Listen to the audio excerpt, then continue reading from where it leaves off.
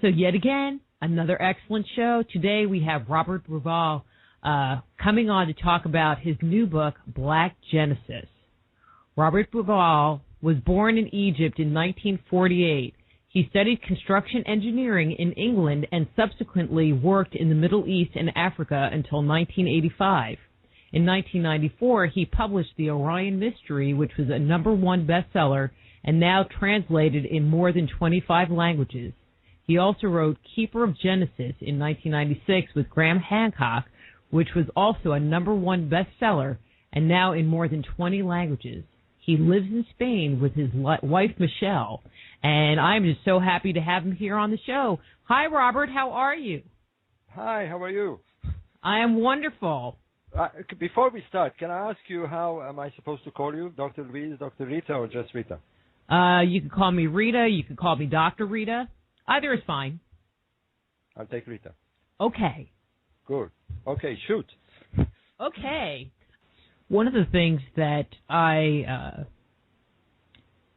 am hoping would come out of this, although now I'm a little bit concerned again, was that when the revolution happened, Zahi Hawass was taken out of his position of power of the antiquities, and I thought, well, maybe some of the alternative history or evidence that has come out that has looked at the history of Egypt would become recognized by scholars, but then he was put back in place, and so I'm not quite sure how that's going to play out. But do you have any thoughts as far as information, historical information that I would think that you think is being suppressed, I think is being suppressed in Egypt, if that will start to come out as being real, as opposed to, they had a show here where Zahi called a bunch of the people like yourself pyramidians, which I thought was really pretty insulting. Well, we're kind of getting used to Zahi over the years. It is a strange story, I have to say. I mean, I've been following this Zahi conundrum over the last 20 years. I'm a bit puzzled, really, at the events that have happened over the last 5-6 months. But before I say anything, I am actually commissioned now to write a book with an Egyptian author, Ahmed Osman. Ahmed Osman lives in London. He used to be a journalist in Egypt. He's now in his early 70s and has written many books on the theories that equate biblical characters to historical characters in Egypt. He's the one who started suggesting that Moses might have been Akhenaten and so forth. But he's also written many books on Islam, on contemporary Islam, and he's very up to date in the political scene. He has a column in several newspapers. Anyway, I'm writing a book with him on this particular matter, on the whole history of the antiquities department, starting with the coming of Napoleon in 1798 in Egypt, and all the way to the revolution and the events that have happened over the last 5 months. It is a very strange story, and hasn't been told properly. The antiquities in Egypt have been in the hands of a very confusing background. For a long time, they were open for anybody to help themselves, and since the 1950s, although under Egyptian authority, and Zahi is the last in line of these directors. He's now a minister because they've made it into a ministry. The rule of Zahi Hawass has been a rather strange one, I must say, and I've met him many times, and I must say that I'm not clear at all as why this man is still there. He is greatly disliked, both in Egypt and around the world, really. I mean, he's kind of shot himself in the foot with this program. I don't know if you've seen it, called Chasing Mummies. That's where he called the people the pyramidians. Yeah. Yeah, I mean, he's called, well, he seems to have got upset with everybody on this program. But he is a rather strange man, and he has a very peculiar view about himself. He's very, very, he's very, to put it in mild terms, he's very authoritative. It's gone beyond the point of comprehension. I mean, he won't allow different opinions. He runs his department with screams and shouts and bullying. And it's rather very odd to see.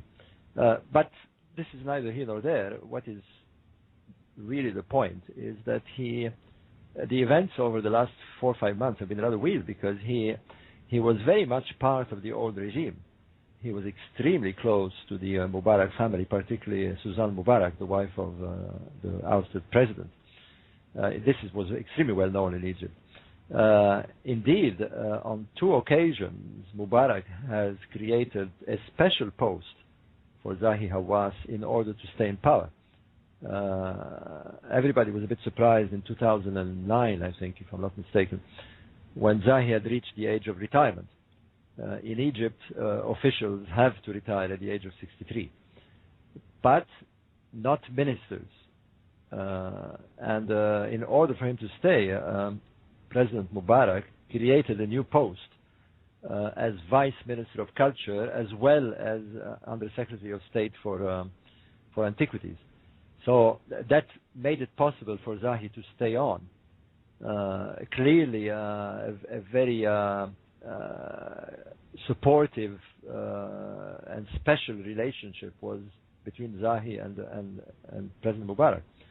And then again, during the heat of the revolution, when President Mubarak reshuffled the cabinet before he finally stepped down, he created the post of Minister of Antiquities. This did not exist before. There was a Secretary General, and Zahi was Secretary General of the Supreme Council of Antiquities. This was converted into a ministry, and Zahi was made minister. When President Mubarak was ousted on the 11th of February, Zahi, realizing that this was the end of the Mubarak regime, rather than wait to be asked to leave, resigned. He offered his resignation. And there was a big confusion whether his resignation was valid. We all thought that was it, that's the end. But then strange things happened with the new provisional government, which is headed by Issam Sharaf. What happened is that Issam Sharaf, first of all, declared that he was going to form, he was going to separate again the Ministry of Culture with the new Ministry of Antiquities. The way it was before was that the Ministry of Culture headed the Supreme Council of Antiquities. In other words, that antiquities were under the Ministry of Culture. And that's how it has always been. Now, it had been changed by President Mubarak, and Issam Sharaf said, no, okay, we're going to change it and separate them and bring this so-called new Ministry of Antiquities back into the Ministry of Culture. And then it was announced that there was a new Ministry of Culture, and then it was announced that a professor of Cairo University was going to head the Antiquities. This was official. This was in the newspaper. And suddenly we were all taken by surprise by the announcement that Zahi Hawass was reinstalled. What happened is not clear. I'm puzzled because, first of all, this was an extremely bad sign for the revolution to have an old regime cabinet minister reinstalled. Apparently the excuse was that there was nobody else to take over the antiquities, which is a bit absurd, really. I mean, there are a lot of good people who can run this department, and in fact better than Zahi. And since then, Zahi has been accused of all sorts of things. I mean, he was in fact sentenced to 1 year in jail. Mm-hmm. I don't know if you follow this. I heard about that one.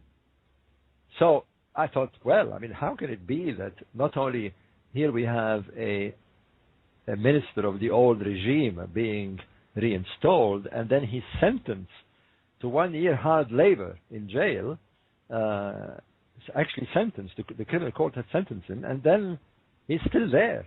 There has been all sorts of accusation in public about corruption, about trafficking of antiquities. But the man is, I mean, they begin to call him Mr. Teflon. I mean, nothing sticks. So that tells me something that is a bit worrying, that there is something behind this, and I can't fathom it. And it seems to stem from a rather unusual support coming from the United States. There is a very keen support for him coming from rather high quarters, particularly in the big media, to have him there. But that's it. Beyond that, I really don't know what's keeping that man there. As for the alternatives, getting permission, I'm not quite sure what's going to happen. He has been rather difficult, to say the least, in allowing people to research there. He has not just the alternatives, he has been very aggressive towards other fellow Egyptologists should they step on his turf. He has caused a lot of problems to Joanne Fletcher, the British Egyptologist. When she announced the discovery of Nefertiti's mummy, he just went bananas. You've seen him on Tracing Mummies. I mean, he is a very, very megalomaniac sort of person. I mean, he's the pharaoh. Well, pharaohs have gone in his own mind. Well, it's puzzling because I know other ministers in Egypt, and they're very, very, very sophisticated people. They're very civilized. They're very normal. His behavior is rather strange. He justifies it as being passion. He says this is a demonstration of his passion. But certainly in Chasing Mummies, it went beyond a passionate person. I mean, he really lost it once or twice, even with the TV producers. I mean, it was rather embarrassing to see. But, I have this feeling, and I may be wrong, but I think his days are numbered. I think he's just hanging on at the moment. There was a lot of opposition against him a couple of weeks ago during one of those Tahrir gatherings. Many people of his department have expressed strongly their views in demonstrations to have him out. There's a bafflement. There's a bafflement among many people in Egypt as to how come he's still there. And we'll see. He's on tour, by the way, in the States, I think, at the moment, promoting tourism. He's been giving... Hello, you still there, Rita? I'm still here. Oh, okay. This is just really interesting. He's one of my favorite topics of Egyptology to talk about because I just feel like with him holding that party line, the pyramids were made 3500 BC, and this is how it happened. And if you have a viewpoint that's different than that, I don't want to talk to you, and I don't want to hear it, and that's not how it is. And I was like, maybe if he's gone, somebody else can have an opinion. Well, I mean, we have our opinions, whether he likes it or not. I mean, his only way to stop this is to prevent people getting permits to do research in Egypt. But I've been expressing my opinions quite openly over the last 20 years. But what is peculiar about all this is that considering his situation, considering the events of the revolution, considering the kind of person he is, it's very puzzling that he's still there. I mean, I call him the George Bush of Egyptology. I mean, it's a bit like George Bush. I mean, it was very strange to see a man who shouldn't be there. He just didn't fit the role. It just was bizarre. And so I think he's going to end up like George Bush. I think people have seen through through the person. Chasing mummy was not a good idea, and I don't think he has that kind of aura anymore in America. So I'm told, they've created. Zahi Hawass is a created person. Mm-hmm. He is not what people think he is when they used to see him on television.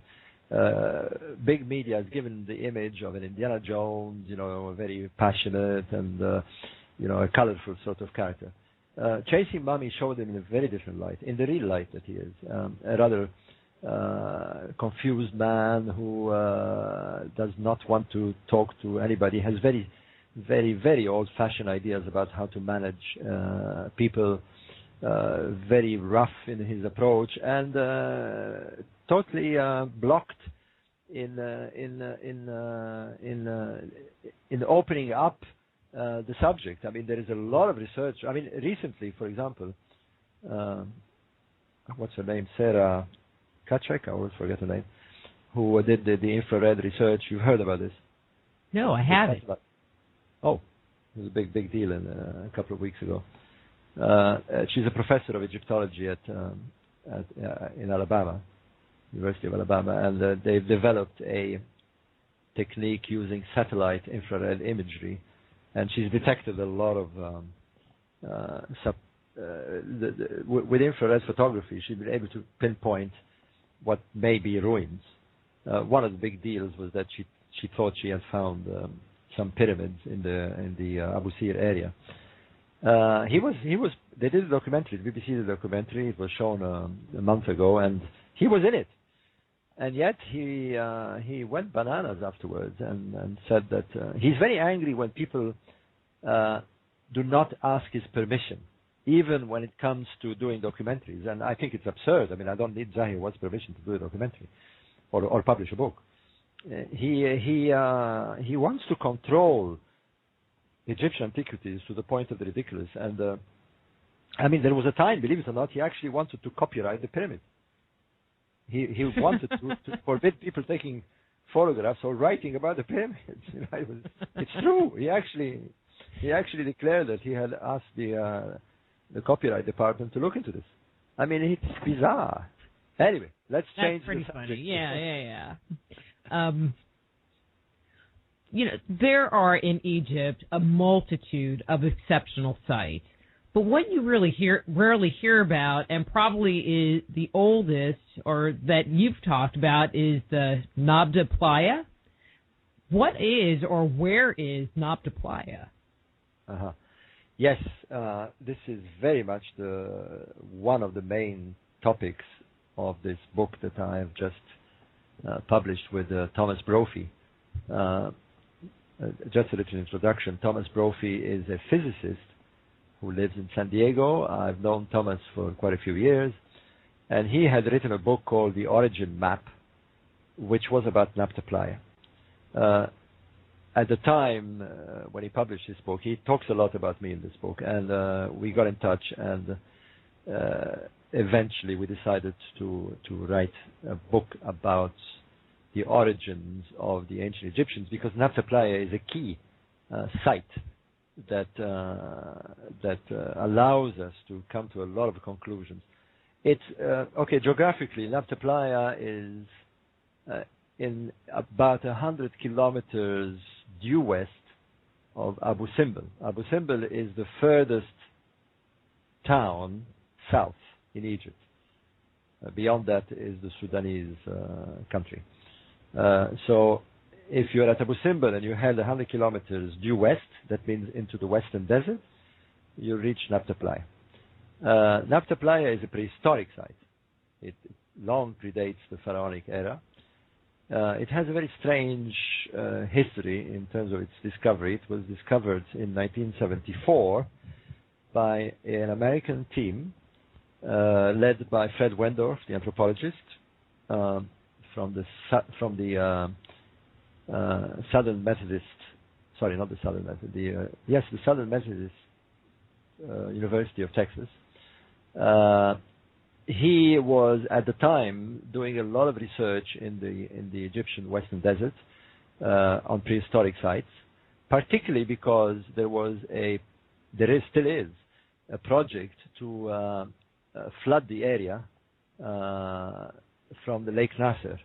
The Egyptian government has contracted the building of a huge canal, a sort of second Nile, that will feed the Western Desert, and a lot of these prehistoric sites, unfortunately, will be flooded. A bit like what happened in '65 with Lake Nasser, when there was a threat of losing Abu Simbel and the temple of Phila and so forth. So he Fred Wendorf put together a team to record all these sites before they got flooded.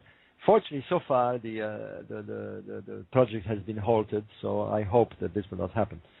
In any case, in 1974, Fred Wendorf and his team were driving back to Abu Simbel from deep into the desert and stopped at this spot, which eventually was called Nabta Playa, to have what they call a comfort break. They were going to have a pee. And they very quickly realized that all around them were these strange, a lot of potsherds, a lot of tools, stone tools lying about, and particularly strange stones that seemed to be put in conglomeration. They very quickly realized that this was a prehistoric site, and got permission to do research there, and they set up a team called the Combined Prehistoric Expedition. They joined forces with the Polish Academy of Science, led by a fellow called Romuald Shield. And there they were studying this site. It took them a while, strangely enough, one of the things they realized very quickly was that it wasn't a settlement. It wasn't a place where people lived. It was what they eventually called a ceremonial site. It was a place where people gathered to perform rituals, a bit like Stonehenge in England. In fact, one of the artifacts at Nabta Playa is a rather intriguing stone circle, which has been dubbed the mini Stonehenge of the desert. It's not nowhere near as large as Stonehenge, but it has the same characteristics. It's a circle having astronomical alignments. It took a long time for them to realize that this site was not just a ceremonial site, but it was more specifically a ceremonial site with a strong astronomical input. This they realized in 1996 or 97 when they invited an astronomer from Boulder, Colorado, Professor Kim Malville, who very quickly realized that what he was looking at was alignments towards the various stations of the sun, and later discovered that there was a lot of stellar alignments. To cut a long story short, they eventually published very conservatively a letter in the science journal Nature, which caused a sensation because they declared that they had found the oldest astronomical calendar in the world, predating Stonehenge by several thousand years. That is the importance of Nabta Playa, not just its antiquity, but because it is the oldest site that we know in the world where ancient people performed astronomical observations. What was even more intriguing about Nabta Playa was that there were stellar alignments. There were long lines of stones heading towards the eastern horizon and the northern horizon. And the surprise came when when Kim Malville worked out that these alignments were aiming at the very constellations that the pyramid builders many thousand years later used, particularly Orion's belt, and particularly the star Sirius, and in the north, particularly the Big Dipper. All right, Robert, let's come back to that topic, because I have some questions about that whole astronomical alignment part. But let's go back to the site itself. When you said it's a mini Stonehenge, is this place made up of giant, standing stones like we see in Stonehenge, or Is it something different? Okay, I think there's a bit of a confusion, which is well explained in our book, but for the sake of your listeners, it is nowhere near the size of Stonehenge. The stones are much smaller. The largest are about, I would say, half a ton, maybe a ton. So the idea that it resembles anything like Stonehenge is not true. But, you know, it doesn't have to be big to be important. What's massively important about Nabta Playa is that not only astronomy was done there thousands of years before Stonehenge, but the kind of astronomy that we've detected there is amazing. It's almost certain that what they were doing were they were also observing the displacement of the stars over the epochs caused by the precessional effect.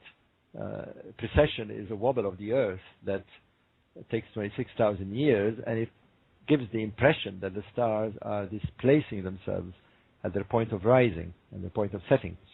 And these people seem to have been observing this, because that's what Kim Malville discovered, is that the lines that pointed towards the rising of these specific constellations like Orion's Belt and Sirius and the Big Dipper were changing over the epochs.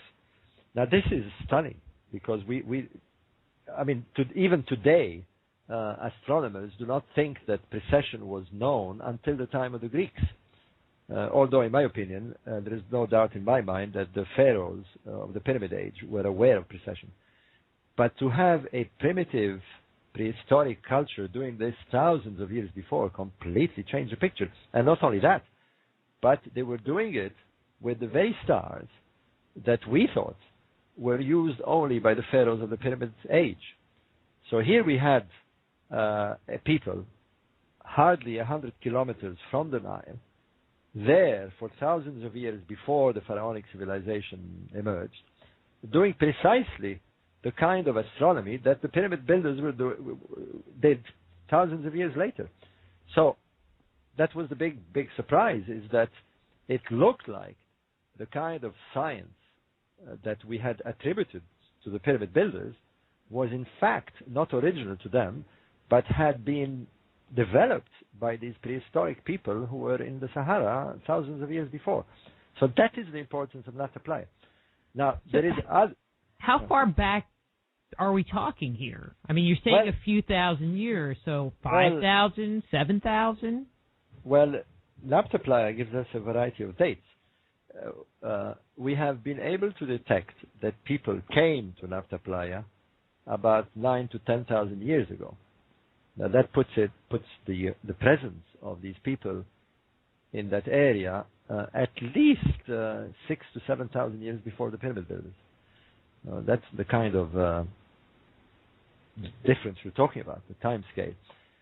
We know that not only they settled in Nabta Playa perhaps around the 6th or 7th millennium BC, but that they stayed there for several thousand years. They suddenly disappear around 3,500 BC. And here is the interesting part, is that when they disappear, the pharaonic civilization emerges. And, it doesn't take a rocket engineer to realize that these people must have gone. The reason they disappeared is that the area became impossible to sustain life. The desert became super arid. There was no more rainfalls. The wells had dried up. And they were literally forced to move. And the logical place for them to go was towards the Nile.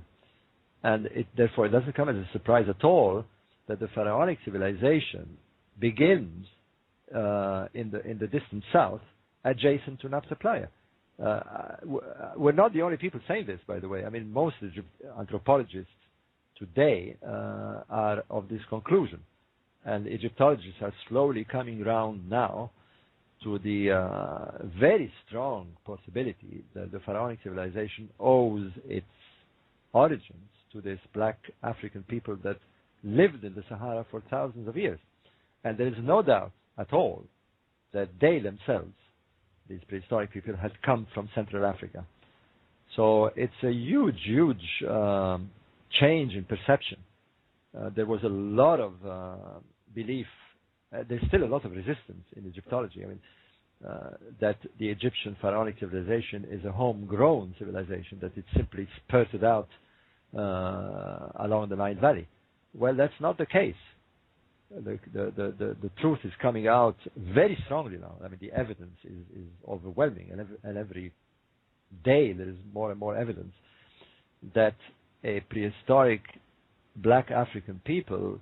Let me give you a time scale, because I think this is very important.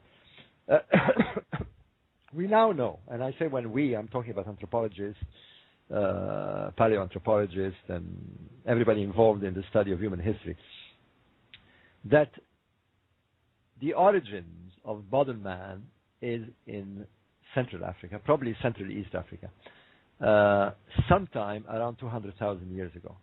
We know this because genetic studies that have been done over the last 20 years have confirmed this without any doubt. It's called mtDNA, the tracing of the female gene back. And we know that there's a point in time, sometime around 200,000 years ago, when primitive man, Homo erectus, a woman, we call her now the African Eve, gave birth to the first modern human. This is a fact now. How and why it happened, we don't know, but this happened. And whether it was a man or a woman, we don't know. But the first modern human was born in Central Africa 200,000 years ago. And what happened since was that around 60,000 years ago, a group of these modern humans left and started moving around. Many of them stayed in Africa, of course, and this is the African population we have today.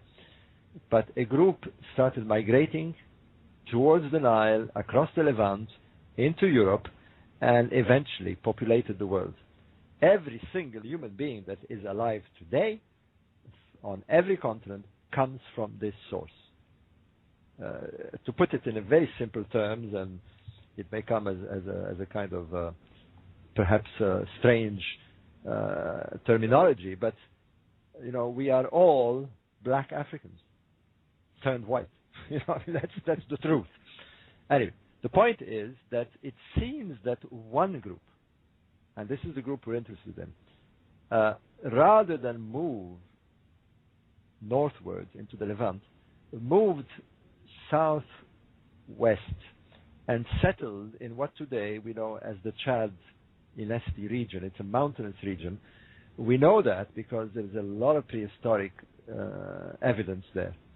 And it seems that it is these people who eventually came down into the Sub-Sahara, stayed in the Sub-Sahara for a long time. Now, what is interesting, what happened there was that the climate changed. The Sahara was very fertile in prehistoric times. There was the monsoons that still occur in Central Africa used to reach that part of the what is now the dry Sahara, and would cause the creation of temporary lakes. There was beautiful pastoral fields, very fertile, and these people lived in a very, very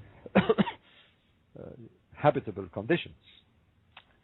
But the weather changed, the climatic conditions changed, and there was a rather abrupt change around 10,000 years ago, 12,000 years ago perhaps.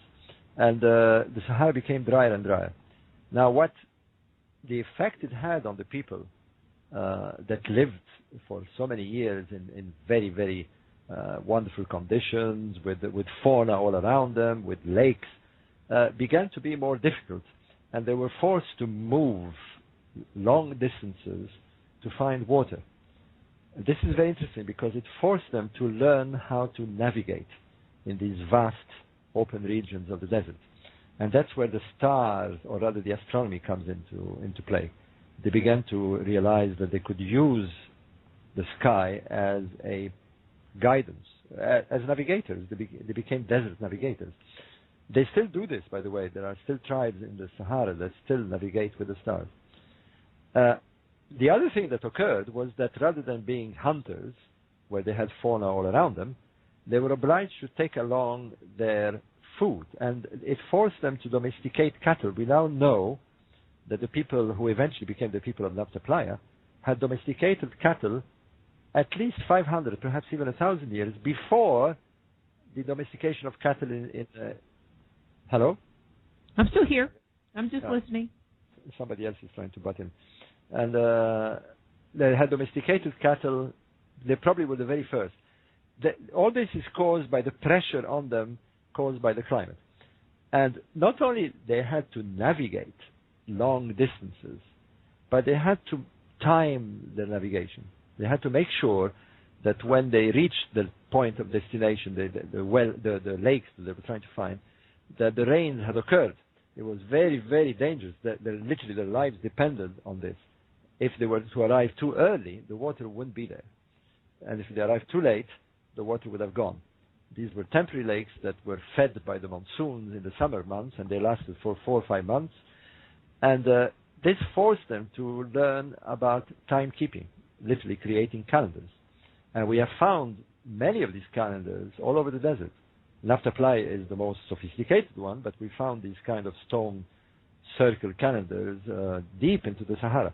I've made an expedition in 2008, and there is more and more of these emerging now because of this satellite imagery that I was telling you about. We begin to realize that there was a vast population roaming the Sahara, a very sophisticated population that were moving around with their cattle, were able to navigate, and what Nabta Playa shows us, they were beginning to develop very sophisticated ideas, religious ideas, because what we find in Nabta Playa is all these ceremonial alignments, rituals, strange burials of cattle. Nabta Playa is full of these very obviously ritualistic primitive constructions. So here is the hub, the beginning of what eventually became the pharaonic civilization, because we have all the ingredients: the domestication of cattle, the knowledge of astronomy, which leads to mathematics, and the moving of large stones. So with this cargo of knowledge, when these people were forced to depart from the desert, they brought all this knowledge with them, and not surprisingly, very quickly the pharaonic civilization emerged along the Nile Valley. So in other words, the pyramids are a product of these people indirectly. And this is a very, very new way of looking at ancient Egypt. And that's what Black Genesis does. We've tried to put all this into a book. The book is presenting all the studies that have been done, plus a lot of very exciting discoveries that were done in recent years. There's a couple of chapters that focuses on the actual discoveries and the discoverers. Very romantic people, by the way. One of the things that always amazes me, whether it be the Egyptian culture or the Maya, that they actually had a knowledge and understanding of the precession of the equinox when it's only shifting 1 degree every 72 years. And it just blows my mind how, if a lifetime was 35 to 50 years, how that information could be transmitted down so that somebody would recognize over time that there was actually movement happening. It would be so subtle, even in a few hundred years, the movement of the stars, because it would only be by 2 or 3 degrees. Well, look, you're right in raising this question, but it's always asked, how did they notice? And, it's very, very simple, really. If you were to align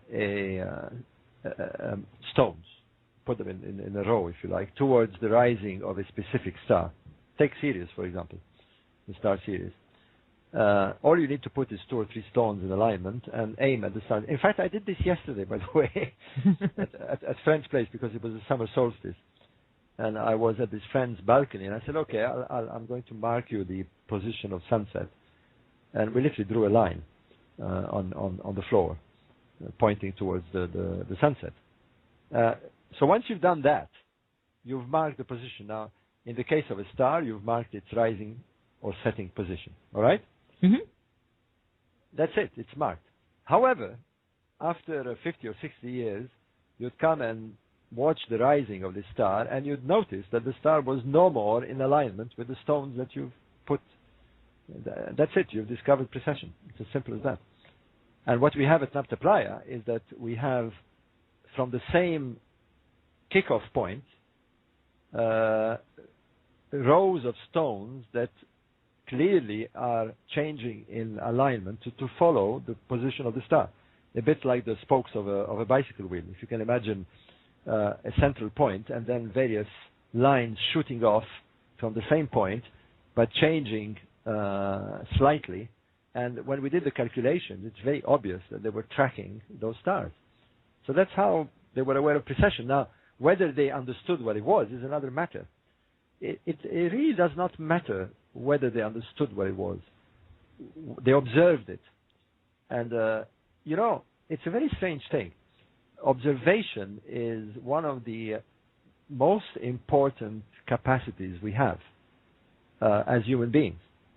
And not just observing with our eyes. We're equipped with senses. The eyesight is just one of these senses. To observe the world that we're in. And that's how we understand our world. And they did. They were there in the desert trying to figure out what's this world around them. Why are they here? Why are those objects in the sky moving? Why is there night and day? Why is there changing climate? Why is there rain? These fundamental questions were there all the time.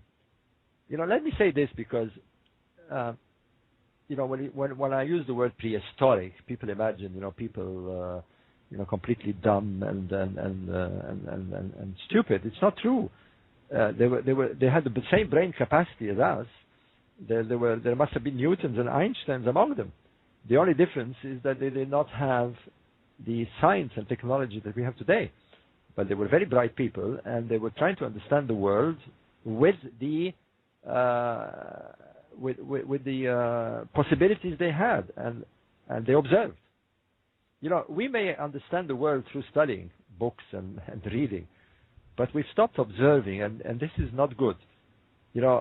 I'm always very amazed when people say, well, how could they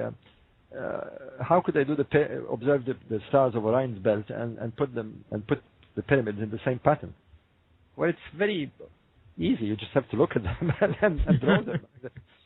But people, they didn't have telescopes. For example, Egyptologists tell you, they didn't have telescopes. How could they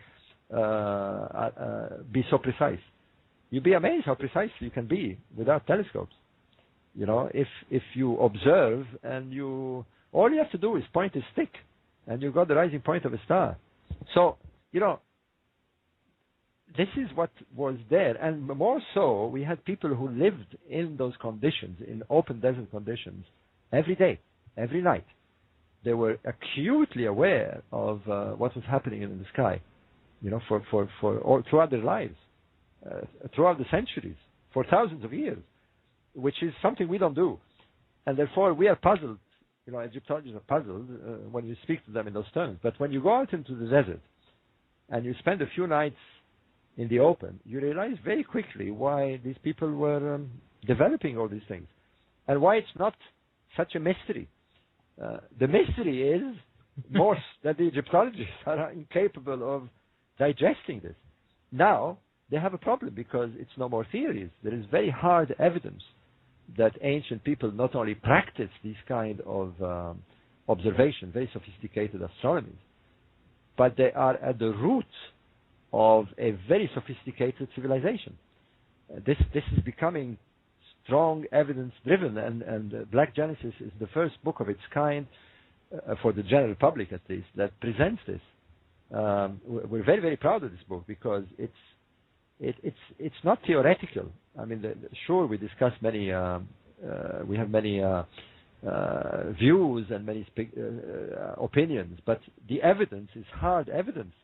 There are stones there. We actually can see those people. They've left us drawings of themselves in the region of Gils Kibir in the distant southwest. There are caves full of rock art that show us those people in very sophisticated conditions. They have huts, they have houses, they clearly have domesticated cattle. The cattle are in paddocks. They seem to have very sophisticated rituals. It's there. So no more arguments really. And I was very, very pleased to hear one of the very senior Egyptologists, Salima Ikram. She is in fact a Pakistani Egyptologist who has been teaching at Cairo for many, many years. She's a very good friend of Zahi Hawass, by the way. Salima Ikram appeared in a documentary which was shown on BBC a couple of weeks ago to do with this infrared imagery that I was describing earlier from the University of Alabama. And the part of the research was done in the Western Desert, where they detected many of these settlements and stone circles. And she, in no uncertain terms, states that the evidence now is such that the pharaonic civilization owes its origins to these prehistoric people from the Egyptian Sahara. Point blank, that's it. The Egyptologists are coming around to this very, very strongly. And to me, it not only opens a window to where the origins were, but it clears the air to a rather more sensitive discussion, is that the origins of pharaonic civilization, and certainly of humankind, is a black African origin. And to me, this is very important, because we're settling a matter here that has been in dispute for a very, very long time. Mm-hmm. So that's why I'm very, very pleased with this book, because we've done a very good job. I mean, I'm blowing my trumpet, of course, but Black Genesis is a well-done book. I'm extremely proud of it. So there you are. That's the story. Okay. Well, let me just give you a heads up. We are going to go to commercial break in about 4 minutes. Let me ask you, hopefully, a fairly easy question here. Mm-hmm. It just seems to me that interest in the Western Desert has just begun. Interest in exploring it has just begun in the last 10 years, and I would think that there's a lot more out there to be discovered. Absolutely. But when we return, I'll give you an overview about the recent explorations, and it's a very exciting story, so I'll tell you all about it. So we're continuing our interview with Robert Bauval about his book, Black Genesis. His webpage, by the way, is robertbauval.co.uk. That's .co.uk. Robert, are you there? Yep. Woohoo! I have like a little technology angel on my shoulder today. I'm happy girl. Good. Before we went to the break, I was asking you about other sites that might be in that Western Desert, and you said that you had some information about some new stuff that's been found or discovered, or... Yes, I think what you were also asking about the discovery, the exploration of this desert. Let me give you an overall view, because it's a rather exciting story, and I've been part of it. So let me just place your listeners into the context of this Western Desert, which, by the way, I'd rather call the Egyptian Sahara. Egypt, the geography of Egypt, is basically a huge desert divided into two parts by the Nile. There is the River Nile that runs from the distant south all the way to the Mediterranean and cuts this desert into two parts, the Eastern Desert and the Western Desert. Now, the Western Desert is in fact part of the Greater Sahara. So in many ways, it's better to call it the Egyptian Sahara. People get confused, Eastern Desert, Western Desert. So this Egyptian Sahara, if you can visualize a huge rectangle that in the north is the Mediterranean, in the distant south, on the other side, is Sudan. On the east is the River Nile, and on the west is Libya. So basically, it's a huge rectangle contained by these borders. It's the size, roughly, of France. I mean, it's a massive area, and basically, it's just dry desert. It's wonderful, but it's just dry with dunes and rocks and valleys and canyons and so forth. Robert, can I ask a really kind of stupid question right now? Yeah. Being an American, I think most people, or a lot of people, have this impression that the desert is just one giant sand dune with no beach. Is that a true statement, or is there more terrain than just sand out there? Oh, no. I mean, the Western Desert it is wonderful. Anyway, let me carry on because that's going to answer your question. In this vast desert is a string of oases running roughly north to south. There are 5 major oases. The most northerly one and the biggest is the oasis of Siwa. The oasis of Siwa is an amazing place. I mean, for those who have visited Egypt and are looking for something else, I fully recommend a trip to Siwa. It's a magical place. It's the famous place where Alexander the Great did his pilgrimage, where he believed that he was the son of the god of Siwa, the god Zeus Ammon. It's got this wonderful aura about it. The oasis of Siwa, like all oases, is a giant, well, a mini world really, made of palm groves. It is flanked by, in the south, by dunes, amazing sand dunes that, by the way, begin at Siwa and go further south for about 600 kilometers. It's the largest sand sea in the world. It's incredible. I mean, it's like being in a frozen storm, you know, with these dunes going up to 40, 50 meters in height, and it's really wonderful. On the flanks of the oasis, east and west, are lakes. So you know, it's really a very magical and beautiful place. Most of the oases are roughly that way. They contain lakes and they have dunes and so forth. But what we call the deep desert starts from the very last oasis, which is the oasis of Dakhla. People can look it up on the map later on. I have maps in the books, of course. And from Dakhla, from this oasis, which is almost bang in the middle of this vast Egyptian Sahara, when you leave Dakhla and go south or west, you are in what we call the open desert. It's like being in the open sea. That's it. No roads, no nothing. You're just traveling in wilderness. And this is very arid, but very fascinating. And particularly fascinating because we now know it was populated by these prehistoric people. There is prehistoric sites all over the place. But let me say this. There is an area in the distant southwest of Egypt.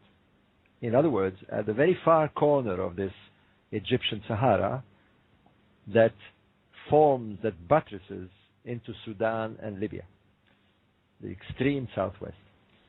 There is a huge, in fact, 2 very large mountainous regions.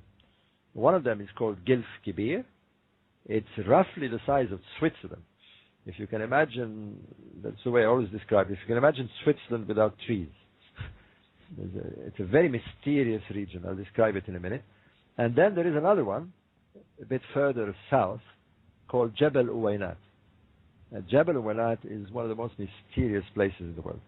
Now, what's amazing is that these areas were not discovered until the 1920s. Nobody knew they were there. the reason nobody knew they were there is that they're so remote that not even the Bedouins went there. And the first person to actually make it there is an Egyptian explorer in 1923. An amazing character. I really have to tell the story. I've almost devoted a chapter to this person in Black Genesis. His name was Ahmed Hassanein, or rather known as Hassanein Bey. Bey is a title, like Lord. He was rather an extraordinary romantic person. He was educated at Oxford, at Balliol College. Among other things, he was head of the Olympic team of fencing. He has an extraordinary story because he became tutor to the last king of Egypt, King Farouk. And of all things, he became the lover of his mother, Queen Nazli. So you're dealing with a very sort of Omar Sharif type of character there, who, apart from all these passions he had, his greatest passion was to explore the desert. There are pictures of Ahmed Hassanein in Black Genesis. He really looks fantastic. He looks like a sort of Arab Lawrence of Arabia with his veil. Anyway, he organized the first deep desert expedition starting from the Mediterranean in the town of Saloum. Now, yes, Hassanein Bey started his expedition in a town called Saloum. You may not remember the name, but Saloum has become very, very famous because it is the border town between Libya and Egypt. That's where all the refugees from Libya started coming a couple of months ago. In those days, it was just a very small town. And he started his expedition from there by camel. He took a guide with him, and he entered the desert along the Libyan border. I'm saying this because you'll see that although he discovered Jebel Uwaynat, he actually named it Jebel Uwaynat. It means little eyes. In Arabic, eyes are synonymous to ponds.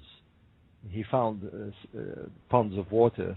It's the only place where there is water in this desert, by the way. It's the only place.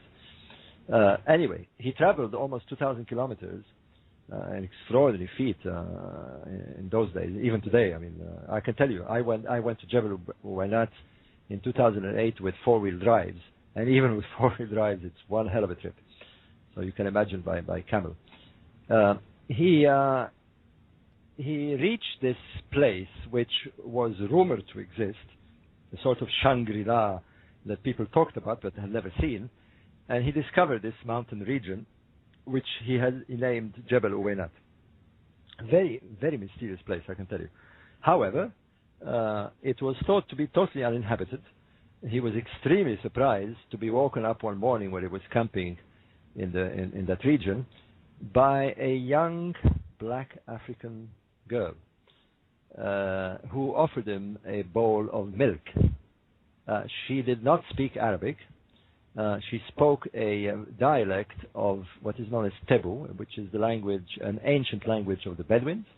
Luckily, he had a Tebu guide with him, and she surprised Hassanein Bey by telling him, I belong to a tribe of people who live here, and we have a king. Would you like to meet my king? There he goes, and he actually met the king, who was called Heri. There are pictures of King Heri in my book, Black Genesis, because Hassanein Bey had a camera with him. And apart from being amazed to find these people there, King Heri informed him that they had been there for as long as they could remember, and that their ancestors had left their drawings. So Hassanein said, where? And they took him to see what we know now to be prehistoric rock art. And he was astounded because this rock art had drawings of animals that were not supposed to be there. You know, there was giraffes and hippopotamus and lions and ostriches, all these animals that today you can only find them in Central Africa. And he concluded correctly that there must have been a different climate and that these animals were able to live in these areas.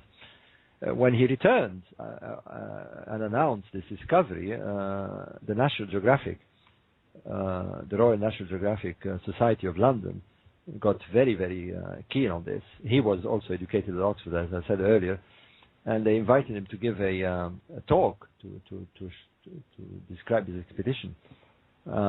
I've put a lot in the book. There is a lot of excerpts from this talk. I managed to find it.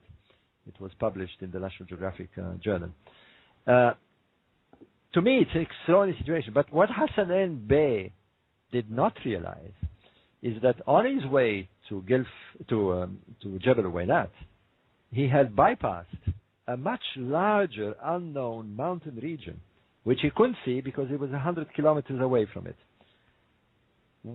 When he returned to Cairo, his trip inspired, of all people, one of the princes, Prince Kamal ad-Din, who was in line for the throne. It shows you how the desert affects people, because Prince Kamal ad-Din rejected the throne of Egypt and decided and declared himself a desert explorer. Of course, he was rather wealthy, and he's the first man, as far as I know, to have designed for him by the Ford Company the first four-wheel drives. They were very primitive, and he undertook a trip to visit this place that Hassanein Bey had discovered, Jebel Waynat. But he started from Cairo, going to the oasis which I described, Oasis Dakhla, and then into the deep desert. By taking this route on the way to Waynat, he stumbled on what we now call Gilf Kibir, this huge mountain region that is, like I said, the size of Switzerland. He was astounded. I mean, and believe me, when you see this place, you think, well, how come people didn't know it was here? It's like saying we didn't know Switzerland existed. You know, but there you are. People didn't know it was there until the 1920s. What later was known about Gilf Kibir is that it contained also a lot of rock art. The famous Cave of Swimmers was discovered by a Hungarian explorer, whose person was used for the film. I don't know if you've seen the film The English Patient. Mm-hmm. Well, yeah, I have. The English Patient is modeled on Count Laszlo El-Mashi, who, of all things, was also a spy for the German army. And he had the desert bug. And he decided to go to Gilf Kibir after it was discovered. And he convinced a rich British couple who owned a small plane. And that's how the film was done, by the way. They used that story. They flew there and camped for several days. And he discovered the famous Cave of Swimmers. It's a very weird place. It's actually not so much a cave. It's a giant ledge in a place we call today Wadi Sura. Wadi Sura means the place of drawings because it's full of these rock art. Wadi means valley in Arabic. And the Cave of Swimmers, hence its name, shows these prehistoric people actually swimming. You know, so there must have been water. You can see them diving and having a good time. I actually slept in the Cave of Swimmers in April 2008. I can tell you, it was a very weird experience. And so all this started emerging. There was this new area, but it took a long time for anthropologists and Egyptologists to study this place. It's still very much unexplored, by the way, mainly because of its remoteness. But here is the interesting thing, is that although we were aware that there was prehistoric people there at some distant past, they've left us the drawings, there is a lot of artifacts about. One of the things that is very exciting is that when you are in those regions, you find artifacts all over the place. There are stone tools and grinding bowls, and they're all over the place. Sadly, they're for the taking because many people now have gone there as tourists and taken. It's now been declared a national park, so at least it's reasonably safe. However, what Egyptologists were utterly convinced is that even though these people were there, they were unknown to the pharaohs. The pharaohs, as far as they were concerned, could not have traveled there. The reason that they came to this conclusion is that on paper, you cannot travel to these regions by donkey, even by camel, to be honest. I mean, it takes a rather unusual organization to do that.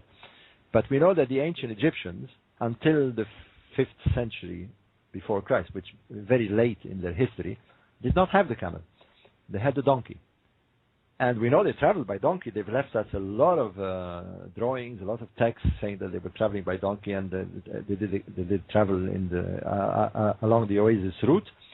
But no way could they have gone to those places for the simple reason that it's impossible to carry the amount of water you need.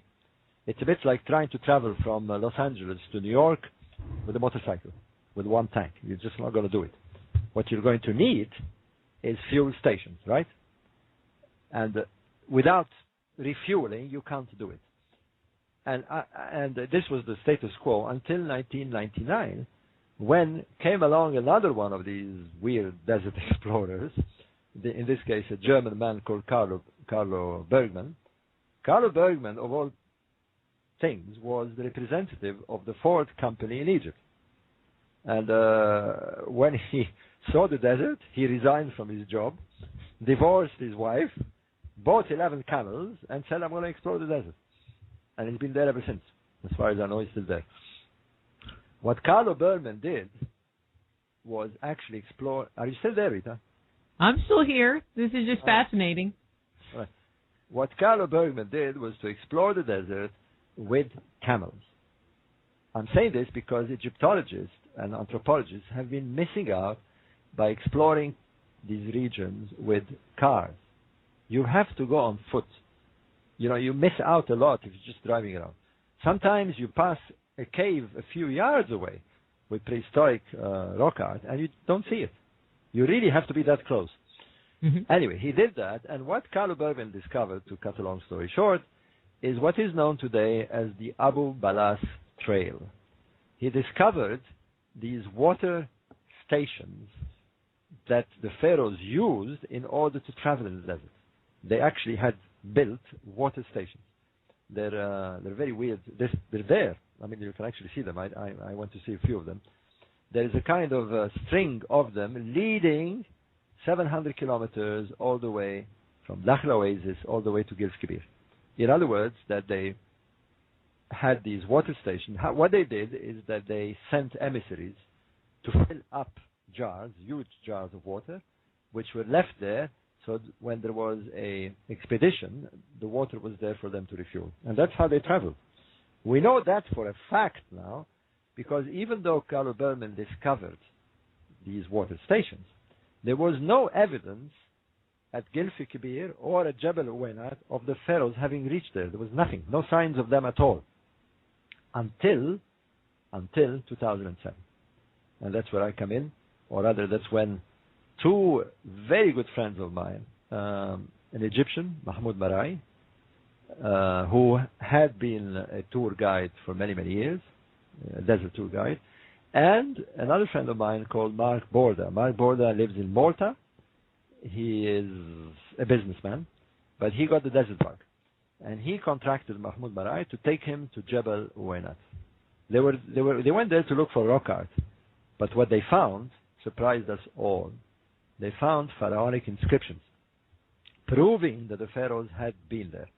And not just pharaonic inscriptions, but pharaonic inscriptions of the pyramid age. It's quite amazing.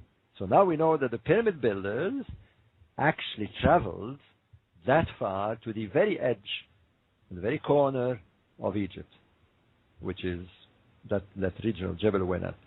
And the inscriptions say that they met there people from the kingdom of Yam. Now, the kingdom of Yam has always been a mystery to the Egyptologists. They supposed, it's mentioned in many, many texts, many ancient texts, but they had supposed that it was further south along the Nile into the Sudan. What this proves is that it was in fact in the deep desert.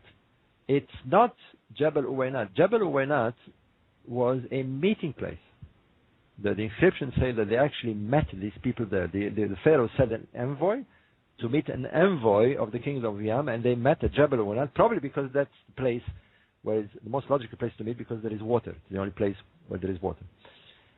And this changed the picture entirely. And when I heard this, when Mark Borda phoned me up and said, we found these inscriptions, I just had to see them. And I organized an expedition in 2008 with Tom Brophy, and we actually went there. And it's changed. It's not only changed my views, because having been in Egypt for so many years, having studied the pharaonic civilization for so many years, suddenly I saw it in a very different light. You really realize how the whole puzzle begins to fit once you start going to those places. You begin to see it on a much larger scale. And in any case, we undertook an expedition of 10 days. We reached Jebel Uwainat after 5 days of open desert travel. I can tell you it's quite a feat. Sleeping in the dunes, it's changed. The people who came on the expedition will never be the same again, I can tell you. It was quite an experience. To be, even for this short period of time, in this wilderness, in this open desert, to be living for a short while, detached completely from civilization, and meeting the ancestors, because when you reach there, you actually meet them. Well, you see them in drawings. Mm-hmm. It's very eerie. It's very eerie. And we hadn't yet thought of doing a book. I recall sitting one evening with Tom Brophy in a campfire, and the idea came: should we do a book on this? And that's how Black Genesis was born. These recent discoveries show that even amateurs like Mark Borda, Mahmoud Marai, and the German Carlo Bergman can make major discoveries. The place is for the taking. It's been unexplored. It's where these prehistoric people stayed for thousands of years, and it must be full. One of the things that we have not yet found is human remains. We have not found yet a burial or a tomb or any human remains. It's a big mystery. They must be there, of course, but it shows you how little explored it is. And that seems like it's a common problem in a lot of different geographical areas where they know there's civilization, but no human remains. That doesn't. There's a big mystery there. Well, hold on. In this particular region, the mystery is that the mystery is the Egyptologists themselves. I don't understand why there hasn't been expeditions organized over the last years. For me to be the first person after the discovery of these inscriptions, Mahmoud Marai and Mark Borda, when they returned from Jebel Uwainat, having discovered the inscriptions, announced them in the newspaper. But nothing happened. You would have thought that Egyptologists would have run there to see them. It's a unique discovery. But nothing happened. They were very disappointed. They actually went to the antiquity department. They actually saw Zahi Hawass and said, "Oh, yeah, very interesting." But it changes the history. That's the whole thing. It changes the history, and he doesn't seem like he wants it to change. But it changes the history, it changes the geography, but it changes something else, which I think is not something Zahi wants to change. Is that Zahi is very much against the notion that the pharaohs originated in Black Africa. He's very, very anti-Black Africa. So, but he can huff and puff. The evidence is coming out, and it's now published. But when you look at the statuary of a number of the pharaohs, they look a little weird. But if you put in your mind, this is a person that has Negroid features, then the big lips and the flat nose make a whole lot more sense. Yes. It depends which period you're talking about. Agreed. There is no doubt in my mind at all that the original ethnic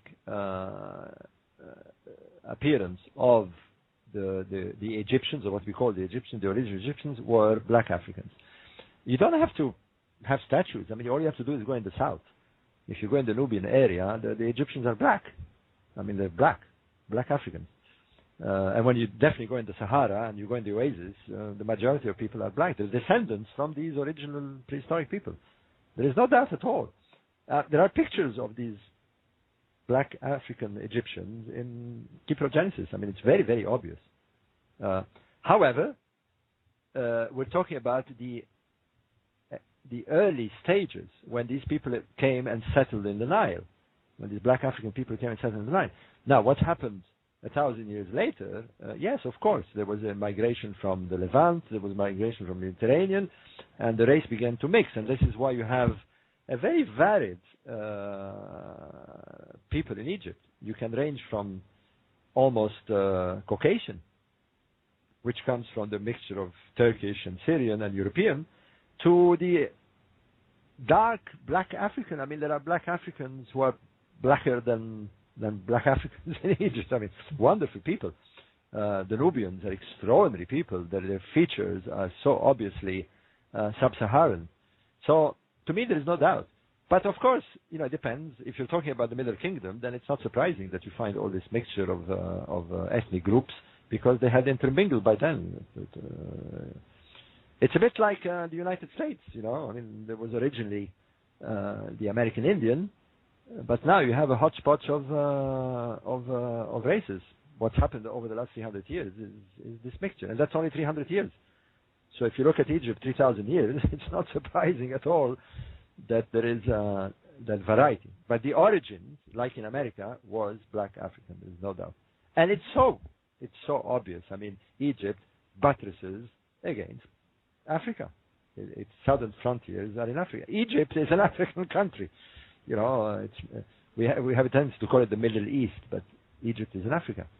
It's in North Africa, but it's in Africa, and the Nile is fed from Central Africa. We know that the pharaohs, even in later times, traveled deep into Central Africa. So I think the puzzle is clear, and there is no doubt at all in my mind, and there is no doubt at all in the minds of many anthropologists. It's becoming very kosher now to discuss this almost as a matter of fact. In fact, speaking of which, there is a major conference in Atlanta in September, of which I will attend, and Tom Brophy, called the Nile Valley Civilization Conference. I think it's on the 26th of September. You can Google it. And it's about this. There's major academics coming, some from Africa, some from American African universities, one of them being the University of Columbia in Washington, D.C., of which I gave a talk in February this year. There's a great interest in this now, because it changes the picture. It changes the picture of who we are. And I think it's a wonderful thing to have realized this now, that we all have a common source. All this nonsense going about the world and, crashes of civilization and the Arab uprising and all this is nonsense, because we all have a common root. It's proven. It's genetically proven. And to wake up to this is a wonderful thing.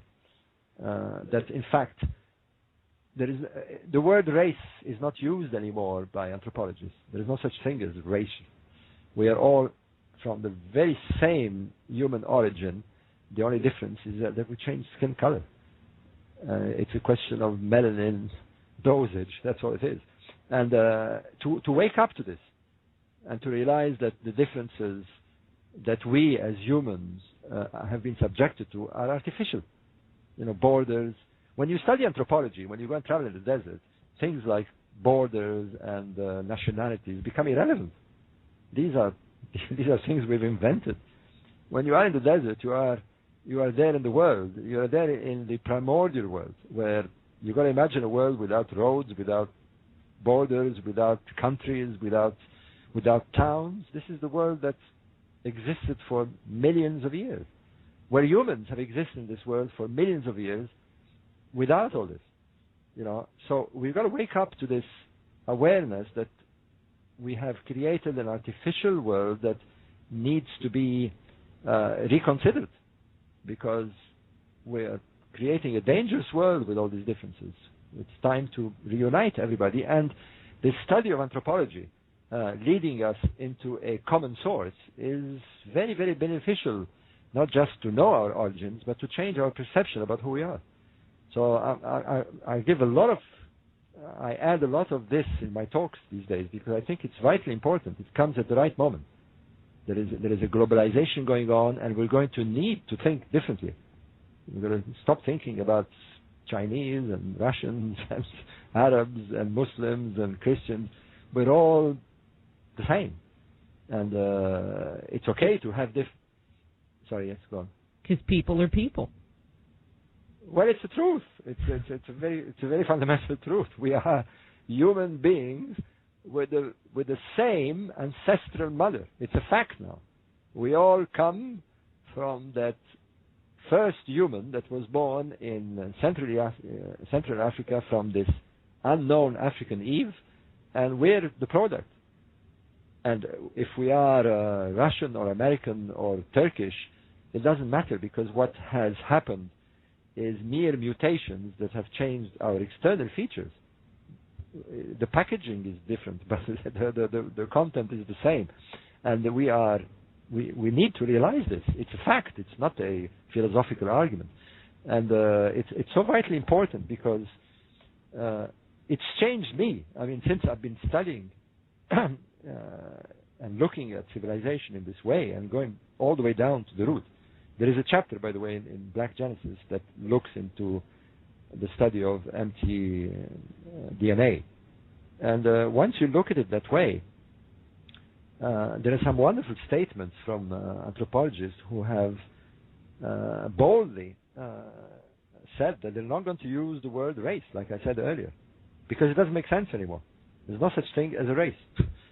You know, these are anthropological facts. And we've tried to popularize them in Black Genesis because it isn't just a study of how this pharaonic civilization started. It is an epiphany of waking up as human beings and saying we realize that we come from the same source. You know, and I kind of stunned an audience in Washington, at the University of Washington, D.C., when I said I'd like to finish my talk by saying that I'm proud to be a black African turned white. I had a moment of silence, a few seconds of silence. I thought, whoops, didn't quite catch this. And then they all went and applauded because I've stated the truth. That's what it is. And, you know, it's... as you can imagine, I've had some pretty nasty little letters on my Facebook about this from people who were resisting this. But there are fewer and fewer. But I mean, I think from a racial point of view, there's less resistance from people. And now we're just really dealing with the religious and philosophical perspectives. I mean, because you can have two people from the Middle East, or three people, one Christian, one Jew, one Muslim, and they will fight to the death over their belief system, even though they look the same. Exactly. I mean, this is in fact what the Master Game attempts to do as well. The book I've written with Graham Hancock, which is coming out in August, is that the irony of these religious differences is not only that they shouldn't be. I mean, I was talking about Ahmed Osman earlier on, and Ahmed Osman has written several books on this. He's one of those rare Muslims who says that it's anti-Quranic to try to impose what some are trying to impose, called Sharia, what they call Islamic law. There's no such thing as Islamic law. There is the Quran, yes, but there is no mention at all of Sharia in the Quran. And he's bringing this out, and he's been pillared by clerics, but he's very firm on this. He's a man who has studied the Quran in great detail. That's why I've chosen him as a co-author for this book I'm doing on the antiquities, because we are looking into these matters, because there is a confusion and it's so important to understand it nowadays. The Arab uprising has woken up the world into these false perceptions that we have about Muslims, about nationalities and so forth. For example, in Egypt, there is worrying sectarian problems. But the amazing thing is that Egyptians should be aware that before they became Muslims, and before they became Muslims, they were Christians. Before they became Christians, they were pharaonic for 3,000 years. They all come from the same thing. And as a matter of fact, since we're on that topic, the New Testament, which is Christianity, and the Quran, which is Islam, comes from the Old Testament. You know, it's an Abrahamic religion, the three of them. So it's amazing that we think there is a difference. That part just blows my mind, because they're all saying the same thing. They do, and I've been reading a book by Ahmed Osman called Christianity and Political Islam, and he devotes many chapters to the... I mean, people are not aware of this, but Muhammad, the prophet, had 13 wives. 2 of them were actually Jews, and 1 of them was Christian. He actually married the daughter of the Christian bishop of Medina. You know, clearly, he had no problems. He totally recognizes, the prophet totally recognized that his religion was based on the Old Testament, that it's based on the Abrahamic, what he calls the Abrahamic origin. He recognizes the prophet Jesus. He recognizes the Virgin Mary. The Virgin Mary is mentioned in the Quran. I mean, there's no... So where is the difference? Why are they killing themselves in Egypt? You know, the Copts and the Muslims. It's total misunderstanding. And these things need to be cleared in the same way that we're clearing the racial issues. You're saying, well, in the United States, of course, racial issues have become much more diffused, and there may be a small pocket of people who are still racist, but it's much diminished. But racism exists very much so in Africa, very much so in the Middle East, I can tell you. And these things need to be removed. If we're going to live in a global world where everybody will live on this planet, we've got to remove these fallacies, these religious fallacies, these racial fallacies, because they are fallacies. You know, they're mistakes. They're mistakes in understanding what the human origins are and what we are as humans on this planet. So these studies are not just studying ancient history. Sorry, I'm getting a bit passionate here, okay? But I think that, you know, people need to see, because I've always seen the study of ancient history, particularly ancient Egyptian history, not just as a interesting hobby. One of the most exciting thing about the pharaonic civilization is that it is a model that was almost perfect. It survived for 3,000, 4,000, perhaps even longer now, without strife. They had very little internal problems. They created wonderful art. I mean, it's there even now for us to see. Wonderful architecture. Lived in peace for 3,000 years until they were disturbed by an import of people who saw differences, who misunderstood what their nature was. The Egyptian civilization was very much nature-driven. You know, we need to wake up that we are natural beings living in a natural world, and we've got to think in those terms. You know, we're losing touch with who we are, and this is a very dangerous thing, because the more we lose touch with who we are, the more dangerous we become, the more indifferent we become, the more we are ready to push that red button and blow ourselves up. So we need to see the past as a time when people were living in very harmonious manner with nature, with themselves. I mean, when you go and when you see those drawings in the rock art in the desert, one thing that stuns you is that they seem to be happy. There is no scenes of aggression. They're all dancing. They're all holding hands. They're all swimming, and they were there for thousands of years undisturbed. Human beings lived, even though we consider them primitive. They lived in harmony with their world, and they lived in peace. We need to restore that sense. We need to re-educate our world into that. And I'm very much a proponent of this. So my work isn't simply writing about alternative history. I'm beginning to realize that we're touching a very important issue here, because we're at a turning point, a very serious turning point. The world is heading towards either a wonderful globalization, where we will all live in a peaceful world, or towards a disaster. And we've got to choose. And we've got to choose fast, because these things are moving fast. We got Iran being a very dangerous country on the verge of obtaining nuclear power. We got the Arab-Israeli conflict, which hasn't been resolved. We got this war in Libya. Things are not looking good. So we got to wake up fast and decide where we're going. And I hope that all this awareness makes us realize that we should be going for unity rather than disunity. We've been separating people, and over the last 2,000 years, we need to bring them back together. And so you don't think that the pharaonic rule was about power and control? You really believe that there was unity and peace among those people? You look at the artwork, and it's, the pharaoh is always shown as being big and, in his war chariot, and then the people are these little people doing all of this stuff. You know what?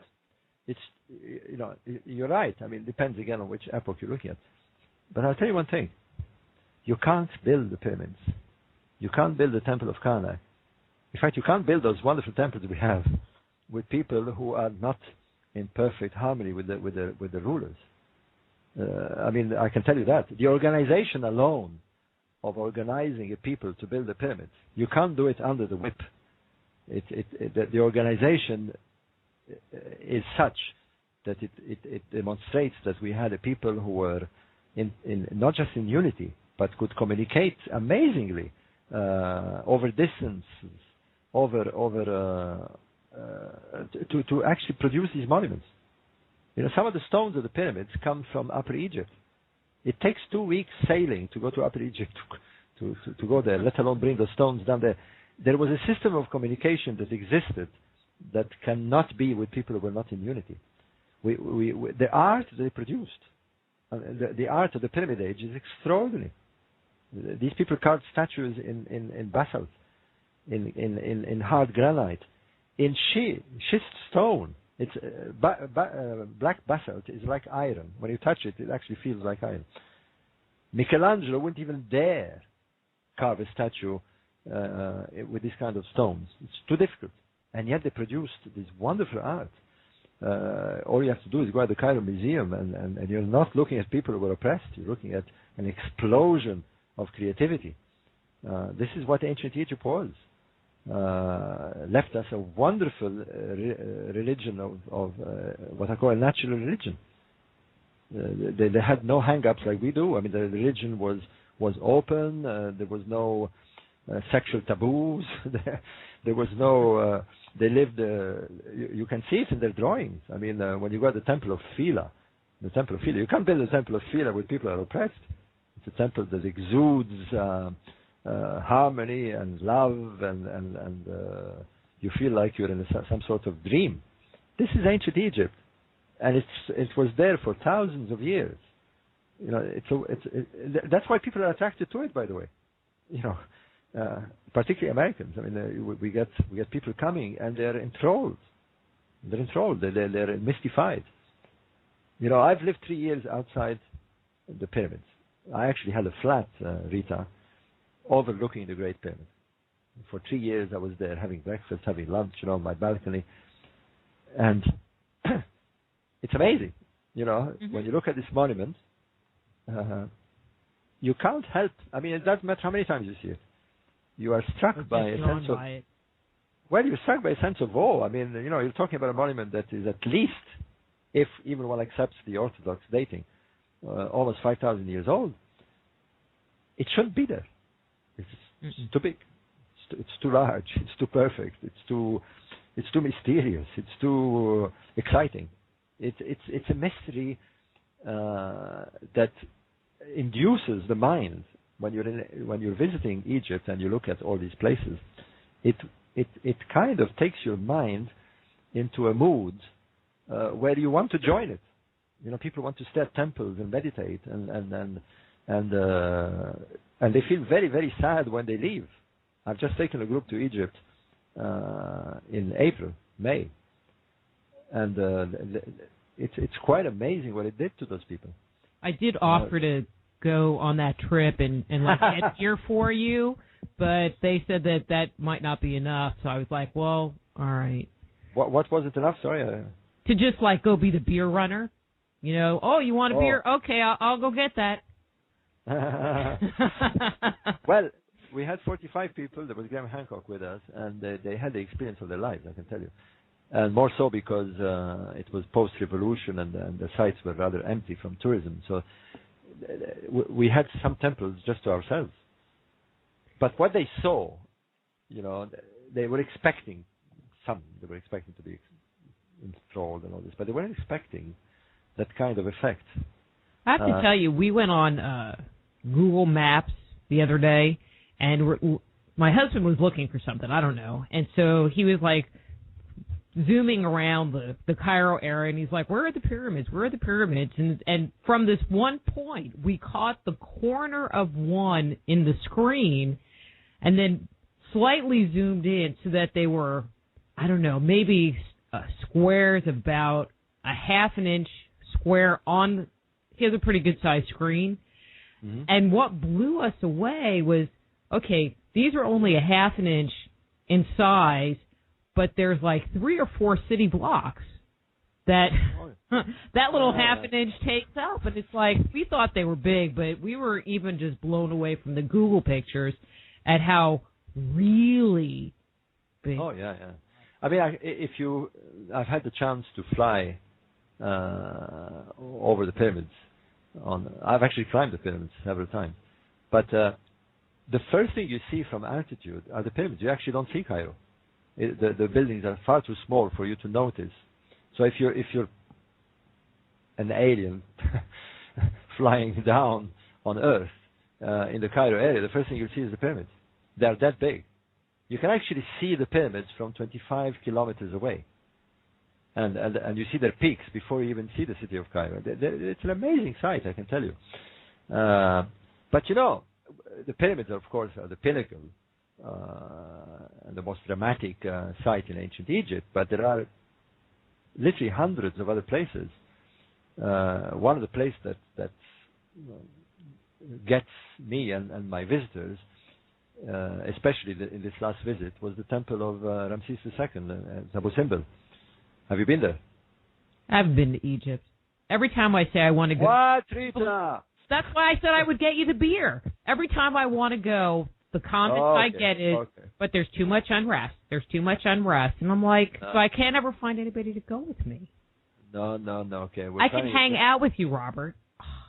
We're organizing what we call an all-Nile trip, literally, doing the whole Nile from north to south, which is what we did in April. For February. So I'll give you the details, and I'll have you as a special guest. How about that? Okay. And no, I mean, it's, I've lived, all in all, about 25 years in Egypt. Like I've said, I've lived opposite the Great Pyramid for 3 years. I've visited, I don't know how many tours, visiting all these temples, but it still gets you. I mean, I presume you know of John West. John West says the same thing. John says every time he goes at Giza and he sees the Sphinx, he gets a hit.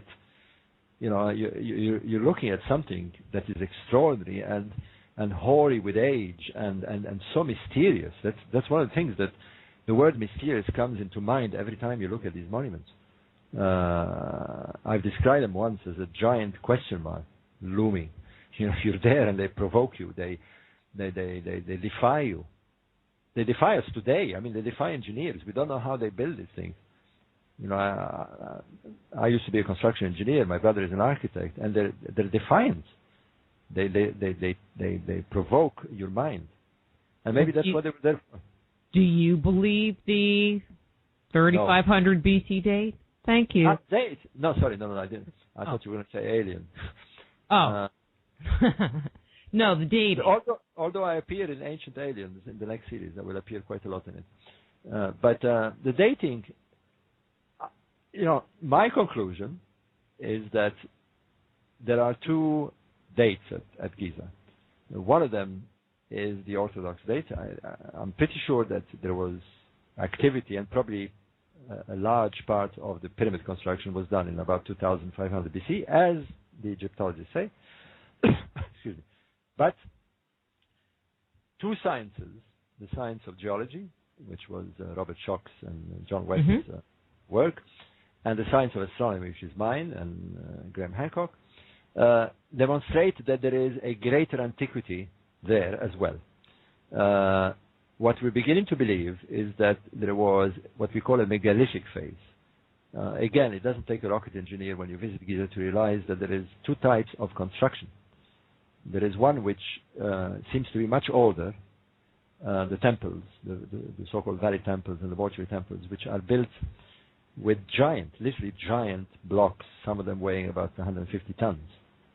150 tons is taking 200 family cars and squishing them together. That's 150 tons.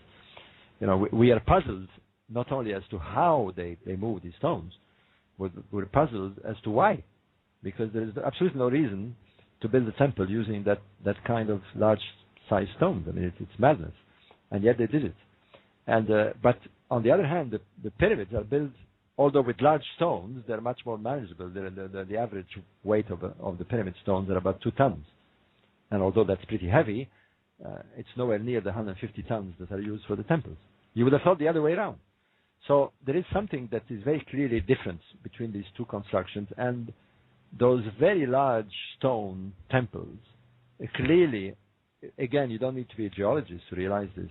They look much more eroded. They look much older. And so we're beginning to look at Giza with this kind of perception. I'm doing a lot of, I'm involved very much in this side of studies now, and I'm in dialogue with Robert Schoch, who's a very good friend of mine. Robert Schoch, the geologist from Boston. We had him on a couple of weeks ago. Oh, did you? Well, you must have talked to this. There you are. So I was with Robert Schoch in Poland a few weeks ago. And so I think that's what we have there. We have a much older phase. I would date that phase around the 12th millennium BC, around there. And that matches very nicely with Nasa Playa. If I'm going to sort of throw in a hunch, I think that we had these prehistoric people taking excursions from where they were into the Nile Valley and left their imprint. I think what we're going to discover in the next few decades is that much of buildings which have perplexed us, like these temples at Giza and the Osirion at Abydos, are fingerprints. Whoops, what's that? That's the music, but I think it's perfect timing. Yeah, because you just kind of like hit a nice ending point right there. Yes, absolutely. But I have to have it back because I feel like we just barely scratched this. With pleasure. Okay. This is Robert Duvall. His book is Black Genesis. His website is robertduvall.co.uk. And next week we're going to have Joseph Selby on, as well as Betsy Hansen. And so until next week, I'm Dr. This is Just Energy Radio. Be blessed.